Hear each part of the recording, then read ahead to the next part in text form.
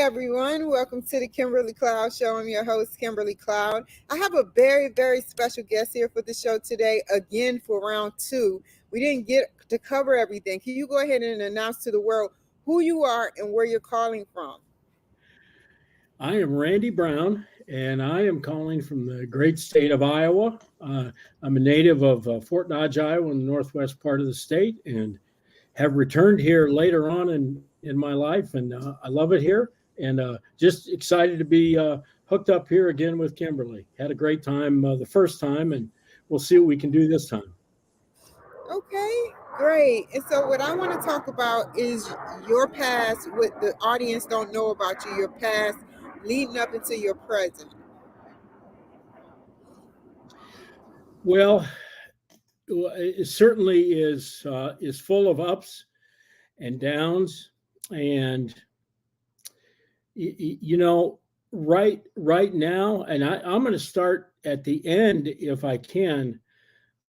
Just this weekend, I am preparing a presentation.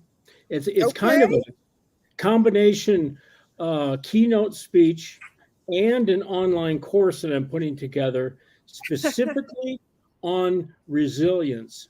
And resilience is one of those words that I think is thrown around a lot, but as I dug into it, I had to define it, and then I had to personalize it. And so it's going to be a personalized look at what I believe resilience is. And Kimberly, I got to tell you that I didn't realize it for quite a few years, but I would see a friend or I would meet somebody I didn't know, and I'd tell them a little bit about my story, and they would say, almost to a T, each of them would say, "How in the world did you ever get through that?" And I never really had an answer other than, I just kind of toughed my way through it, and I knew that people were counting on me, and, and kind of a plethora of just, kind of reasons, but nothing really nailed down until I started to look at resilience. And it's been a blast because I am, like I said, I'm personalizing it. And so I'm taking somebody a word that a lot of people have different definitions for, and I'm really laying my path out through the definition of resistance or resilience, and it's been very eye-opening. I think it's going to be a absolute gem when it comes to dealing with other people who have either already been through tough stuff, or middle of tough stuff, or in their future are going to face tough stuff. And if there's one gift out of the story that I'm going to share with you here, it's how are you able, and it's a calling. I really think I have a responsibility to share not just my story, but get into depth about, are there workable and actionable tools that others can take with them when some of the deepest, darkest, most difficult adversities hit us in life. And we can't blindly go into trying to, move on with our life unless we're very intentional about tools and about things that we know have worked for other people. And that's what I'm going to share. I think it's a blessing that I've been guided along this path, because for me, just to tell a story and then say, hey, if I can get through that, you can get through anything. I never really resonated with that. That never really, it's almost like there's too much ego sort of that's flying around in that. I don't like that response at all. The response I like is I can share very specifically to allow me to wake up the next day and move forward. And in my life, rebound forward. Some of these may work for you, some won't, but I know that the core message of what I'm going to share with folks with resilience and my story is really going to leave a tremendous opportunity for people to get through what I call big hurt. And we never know when big hurt's going to hit, that hurricane or that death of a child, or there's just some big things in life that we are not geared and prepared to deal with. And my goal is to get people prepared for it, on some level, and it will ease this. It'll ease their journey through a lot of pain and difficulty. Yeah, because you've had a lot of pain and difficulty, Randy Brown. You went through a lot of things that you can talk about. Nobody's perfect, Randy. I'm not No, perfect, no. and so I just feel like I appreciate you coming on the show to explain. Can you elaborate more on the topic and how many people will be there? Just tell me a little bit about more about it. Well, I hope to attack it in a variety of ways. One certainly is through social media. There will be a presence there. Um, in fact, doing the work, I actually came up with. I was trying to come up with a word for myself, and I wrote down guru, and then I didn't There like you guru. go. Guru wasn't. It really didn't hit me. So I'm going to be the resilience head coach, is what I'm going to be, because I know what it's like to be a head coach with my background in basketball. But between social media and then, I think getting up on the stage is a really powerful way to give a message like this, because people can see you, they can hear you, they can check out your body language.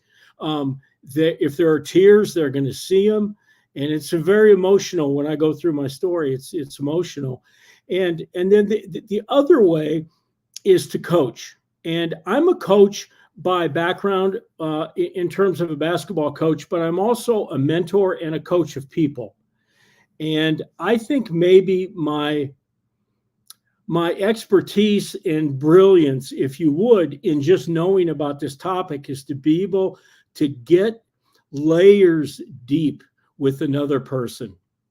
And boy, that one-on-one coaching is a tremendous calling. It's difficult, but I love it. I three ways I will use those as vehicles to let people know that there is somebody that not just has a story, but has researched and has a rock solid way to approach it. And we know one thing for sure: there isn't a person on this earth that is exempt from pain, from uncomfortableness, from sorrow, from tragedy, from adversity. There isn't. And so we're all in the same boat here. And if I can help anybody through the next time they face a big hurt, or something maybe not as cataclysmic as a big hurt, maybe a smaller type of hurt, then I've done my job, and my blessing has been rewarded and fulfilled. I can't wait to get this out there, and it's never too late. Stance and step on a stage, and I'm really, really excited to be able to do that here coming up very shortly.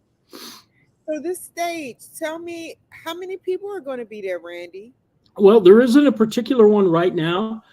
I'm a little bit a step back from that, but I've had a ton of speaker training. I've spoke my entire life as a coach. You're out in front of the public, and you're talking Yeah. at schools, and you're talking at banquets, and I've spoke for my entire. I've probably been speaking 55 years, and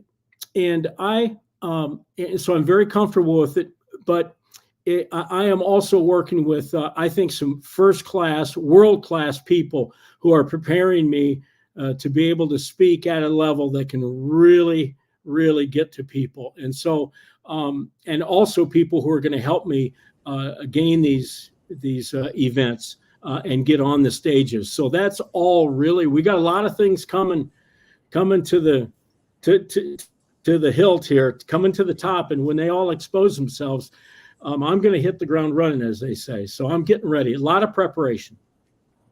What is your goal for when you speak to people? What is your goal going to be? I heard what you said earlier, but your mission statement and your goal, What are those two things? Well, my mission statement is to tell a true story, which it is, and all of our stories, and everybody has a story, by the way. I really believe that. I know a lot of people, kind of shove that off like, oh, I'm just an ordinary person. I haven't done anything. And, we all have a story. You know why? Because we've all faced adversity and we've all had our ways through it. Maybe not the greatest of ways, which is part of my story. But so a lot of my mission is to tell the story, which is a true story, Kimberly, but give it in a way that will make me so raw and transparent and somebody that people can look at and say, I can really get this guy. He's not reading out of a textbook. He's not up at levels above me. He's right here with me. And I have a way of doing that. It's just the way I speak. And, when you write a book like I did, and the name of the book is Rebound Forward, Rebound from Life's Most Devastating Losses and Stay in the Game. When you write a book and it's published and it's worldwide, then there's no reason to fabricate anything because you're out there. And so in telling the story, it's really easy. It's just what my life has been about. But the next layer of that mission is then have something for them. I think what I want people to be able to tell themselves and speak to themselves as they hear me speak or see me on social media is, hey, he indicated that he's got programs. He's got an online course. He has one-on-one coaching. I can actually be taught by and be coached by this person. And that will become very clear. I don't want to be an expert who just goes from city to city and just tells you, my story. That doesn't do anybody any good other than learn a new story. I want them to know I'm available. I will answer any email. I will return any phone call. Any opportunity to help someone. You will. I know. I'll tell you. I have kind of a neat experience that happens every time I speak, and it's pretty raw.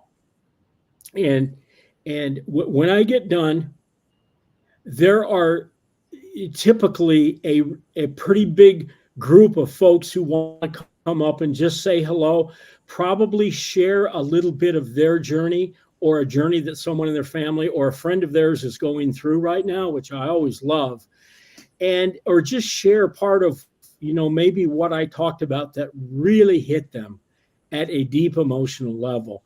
And if I speak for an hour, I'd stand there for 10 hours just to hear people talk about what type of things what type of things they experienced and how it affected them. And I want them to know that not only I'm on call for anybody that's willing to become transparent, but I'm here to do this work, and it isn't work. If there's no reason for the pain, I had a point in my life where I got so angry and disappointed at all the pain and all the things that my decisions had cost me, all the things that maybe the death of my two beautiful girls had kind of led me to. It's not about that. We make good decisions, we make poor decisions. I made both.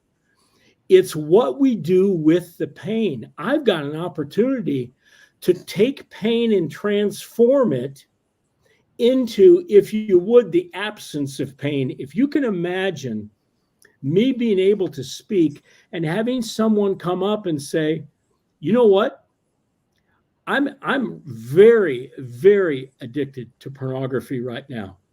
And I'll say, okay, well, you just heard my story and you know that I was there too. Okay. I would like to give you the hope and give you the tools such that you can escape the hell of addiction, because addiction is hell. It's tough. And in this particular Oh my gosh. And there's a lot of different ways. I mean, we're addicted in a lot of ways. Um, and so I look at it like this. If I can, because of my story and the way that I'm transparent with this person, and they ask this question and they come to me in tears, all torn up, what I'm saying is I can remove potential pain from your life. You don't have to incur the same pain that I went through. You don't have to. You don't have to go to federal prison like I did. I've already done that for you. I just told you a story about how I did. Okay, I made the decisions I made. I went to prison. The pain that it caused, all the consequences. I lost my marriage. So many things I allowed to be taken from me because of my actions. They weren't taken from me. I allowed them to be taken from me. Um, and it's a beautiful thing when I can actually offer that as a gift to someone, that if they can really get that and change their ways and change their habits, they don't have to incur that pain that's waiting for them behind the next door they walk through when they enter into a chat room or into any kind of a website online. They don't have to. And so my pain Hold on. serves as What did you learn from your solutions? Like, for one, I applaud you. You have transference. What you're trying to do is transference. You want to transfer your positivity into the people that are listening to you. And that's true. But what did you learn, and what are you going to teach others about learning about how to cope with porn addiction? boy, there's a ton, but just to give you a couple, there is going to be a moment for everyone in addiction, I believe, where they have a chance to come forward. Much of addiction is done in silent and it's done in secret. Okay. Pornography, with pornography, it's that there are what I call the 3 A's. Pornography is available, readily available. And in our world today, I hate to say it, but it's somewhat acceptable. All you have to do is watch television and look at billboards. But number 3, this is the silent killer. It can be anonymous. Okay. You can gamble anonymously. You can look at pornography anonymously. You can actually drink and be involved in drugs anonymously. Although at some point, your life is going to be such somebody's going to call you on it. When you get called to the carpet on it by someone who loves you and knows that you're struggling in some area of your life, you are then given an opportunity to come clean. Everybody in addiction, I believe, is given that opportunity. Whether you take advantage of it or not is up to you. I'm going to give you a great example of what happened to me. Alcohol has always been a part of my life up until 12 years ago. I'm 12 years sober. My brother came to me and took me over to my house, over to my mother's, our mother's house, and we sat down and we had it's a bit of an intervention, if you would. And he just said, I know you're out there drinking and you're drinking too much and you're probably drinking and driving. And he goes, you really need to get some help because it is not healthy for you and you're not headed down a good path. And in the moment, with 2 feet on the floor, I thanked him for that. And because I was ready to surrender, and I did. And I went to a 1-month rehabilitation program, which was outstanding. And I'm 12 years sober because of it. Now that's the proper and healthy way to handle something. And I'm so blessed that I had it within me and within the people that love me for him to do that and to have the courage to do that. But with pornography, it was different, Kimberly, because I was so in so much shame and so embarrassed. And actually, it took me to a place where I could actually soothe and I could actually feel better about myself and about my life because I didn't have to live in pain, at least for a little bit. And that was so intoxicating that I didn't want to get rid of that. And so I had many opportunities, but I would not tell anybody. And I kept it to myself. And that's where the anonymous and the secret part of pornography and other addictions are dangerous, dangerous slopes, because I could not do it myself. Had I gone to one person, you don't have to get up at church and give a sermon. Real quick, can you Yes. repeat what you were saying again? Start from you from church, so we can finish the conversation. You said you were going to church, and what else? Because you disconnected for a second. Okay. You know, when somebody has something that they're involved in that they know is dangerous and it's unhealthy and it could be illegal, I'm not asking them to go to church and ask the pastor to come up in front of the congregation and spill the beans. That's not what I'm saying. I'm saying one person is all you need in your life to sit down and humble yourself in front of one person and say, this is what I've been involved in. I know it's wrong. I know it's harmful. I know it's not healthy. I'm shameful. I regret so much having to tell you this, but I'm going to tell you this. And immediately 700 pounds is going to fall off your shoulders. And you are going to feel a freedom that you've probably never felt in your life. And that's the thing that I can, so I've told you two stories now, how I handled my addiction with alcohol and how I handled my addiction with pornography. I didn't handle the latter properly. And I lived in secret with pornography for 6 years. And it was not enjoyable, not one bit of it, because I lived an existence of a secret life. So I lived the life of two people, and it's exhausting and it's conflicting in every way. And anybody that hears me, and I don't care if you're holding a grudge against somebody from something that happened a number of years ago, or you're robbing banks. If something is so big that it's overtaking you and it's leading you in the wrong direction, be brave, be a man or be a woman and stand up and know that it's going to hurt in the short term, but you're saving yourself so much in the long term. And find that one person in your life, one person, and be transparent. And I'm telling you, it's transformational. It will be one of the most powerful things you've ever done in your life. It's magical. So that's how I would answer your question. Well said, by the way, Mr. Brown. Can I ask you a question? I just wanted to know, what else are you going to do? What is your goals? This is the last question. What are your goals for the future with everything else going on?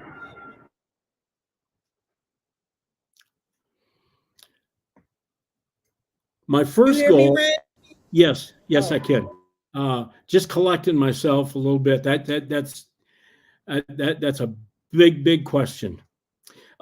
Initially, it will be to be the father and the person that I say that I am, that my two children know that I am. See, my wife and I, Mary Jo, had who I'm no longer married to, but we had four beautiful girls. And we lost two of our girls, one in 1992 and another one 5 years later in 97. But we have two girls that are with us. Claire is 33 and Jane is 28. And my number one goal is to other than continuing to live my life in integrity and in honesty and in transparency, and do it in a way that can help other people. It's be a big part of their life, because I'll tell you, I've caused a lot of pain in my family, and I can't go back and I can't reverse that pain and reverse what's happened from it. But I can be the best person and the best father and the best friend, and the best mate to people. And so I've got a huge calling with my girls. And then I would say the next thing is going to be that I want to live a life, because I think some things are going to happen in my life shortly that are going to be phenomenal, that I can't absolutely name what they are right now. I think they're so much bigger than I can even dream, because of where this message is going to go and how it's going to touch people. That I just pray that the third part of this is that I am able to stay open to anything that might come my way. And it might be uncomfortable, but someone may come to me and propose a project or an opportunity to do something that I could never have come up with myself. And it will be something that will be so huge and so powerful, but yet so uncomfortable. I want to stay open to any of the opportunities that come up. And listen, I'm 66, but man, I want to live 66 more years now, that I know that the Lord has blessed me, not with more pain, but the Lord has blessed me with a direction to go, and has given me the wisdom to make some of the steps that I have made, so that it can help other people and remove potential pain from their life. And I am so full of gratitude because of that the Lord has done that. I've realized it, and we are taking off from the starting line, and this is going to be amazing. So I'm going to stay open to whatever, and I can't wait.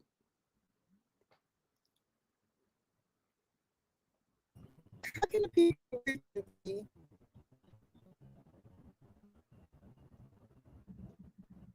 Randy? I'm sorry, could you repeat that? I said, how can the people reach you, Randy? The best way to reach me, I'm going to leave a couple things. My website is rbspeaks.com. RB for Randy Brown, initials RB, SPEAKS, speaks.com. And there you can find contact information to get a hold of me, but I'm going to go one step further. You can get a hold of me via email at almost the exact same title that I gave you, but by email, and I would love to hear from listeners. I always do. Is RB@RBSpeaks.